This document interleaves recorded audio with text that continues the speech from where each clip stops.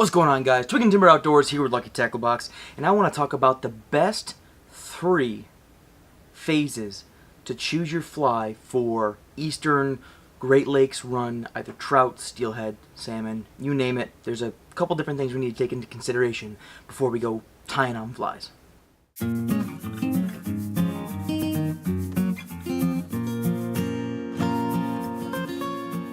Okay, so the first thing I want to talk about is we have early run fish, we have typical run fish, and we have late run fish.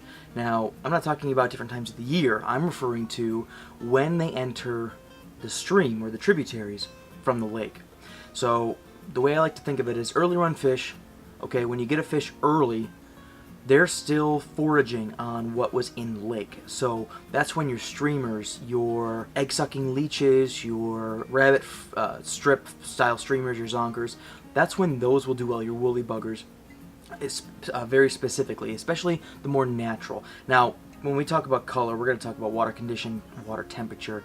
That's an average, thing that we struggle with, but that's a different video because that's talking about different conditions.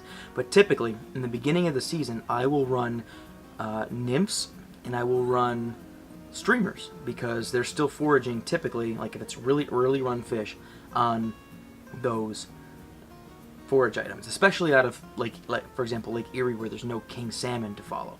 Okay, so if as the temperature cools down a little bit, the fish start to get more and more ready in the lake, and you see more fish coming into this tributaries. We're starting to see this is maybe late October, early November. That's when we'll start to switch over to typically more like sucker spawn or egg patterns. Streamers are still effective, our stoneflies and our nymphs are still effective.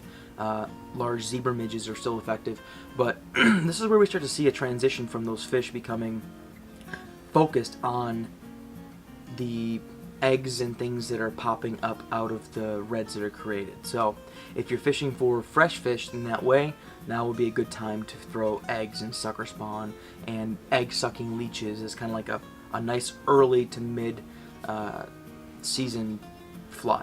And then as the water really starts to cool off, I'm talking December into January, February, that's when I start to throw really hot colors.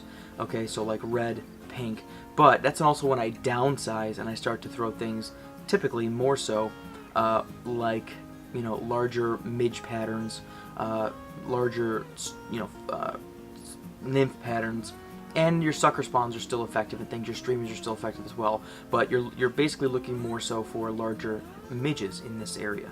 So when you're fishing Lake Erie, or you're fishing Lake Ontario, or you're fishing any of the Great Lakes, okay, these are 3 very distinct patterns that you look for. So depending on the water temperature, condition, that'll change some variables, but I usually think of those 3 things as the 3 major things first off to consider when filling my box before I go out.